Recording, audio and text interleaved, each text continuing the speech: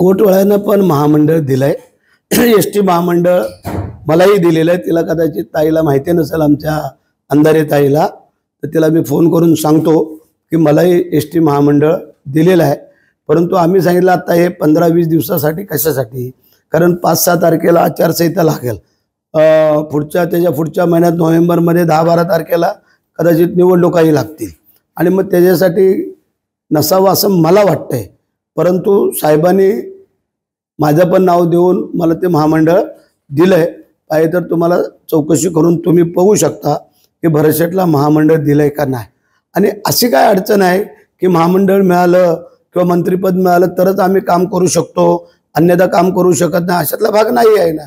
हजारो कोटीचा निधी ज्या मुख्यमंत्र्यांनी सरकारने आम्हाला दिलाय तो कशासाठी दिला? मतदारसंघातला विकास काम करण्यासाठी. मग आम्हाला काय पाहिजे? मंत्री झालो काय आणि नाही झालो काय, त्यामध्ये विकास कामं जर मतदारसंघाची होत असतील तर त्याला अडचणीचा भाग नाही आहे की मंत्री झाला तरच तो माणूस विकास करू शकतो आणि मंत्री नाही झाला तर मंत्री न होता जो विकास केलाय तो येऊन आपल्या मतदारसंघामध्ये विचारा. पहा, आता महाड शहरासाठी साहेबांनी मला 65 कोटीची नळपाणी पुरवठा योजना दिली, 94 कोटीचे रस्ते दिले डीपी प्लॅन मधले, आत्ता 121 कोटीची अंडरग्राउंड गटार लाईन दिली. त्यानंतर तिथे एक भाजी मंडईला तो 13-14 कोटी रुपये दिले. त्यानंतर आत्ता परवा 30 कोटीच्या वरती आम्हाला ह्याची इमारतीला दिले, कोर्टाच्या इमारतीला.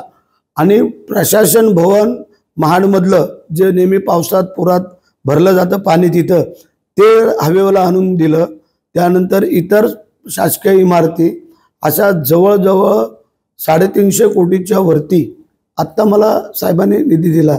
मी काय मंत्री आहे? जर तुम्हाला काम करण्याची तुमच्या अंगात धमक असेल तर तुम्हाला कुठेही अडचण येऊ शकत नाही आहे. आणि सगळ्यात झुकतं माप मुख्यमंत्र्यांनी आमच्या मतदारसंघाला महाड विधानसभेला दिलंय. कारण वस्त्र येतात, दरडे कोसळतात, महापूर येतो, अन्य काय अडचण होतात, त्यासाठी झुकतं माप आदरणीय मुख्यमंत्री यांनी महाड विधानसभेसाठी दिलेलं आहे. त्यामुळे महामंडळ तर मला दिलंच, घ्यायचं नाही घ्यायचं ते आम्ही ठरवू.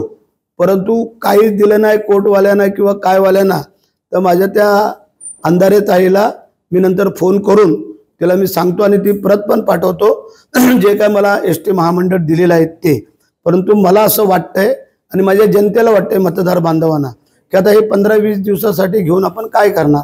त्यापेक्षा पुन्हा आपण सत्ता आणू महाराष्ट्रामध्ये महायुतीची आणि त्या महायुतीच्या सत्तेमध्ये मंत्रिपदाचाच दावेदार होऊया की जेणेकरून मागचा जो क्लेम आहे तो पुढं आपल्याला मिळेल.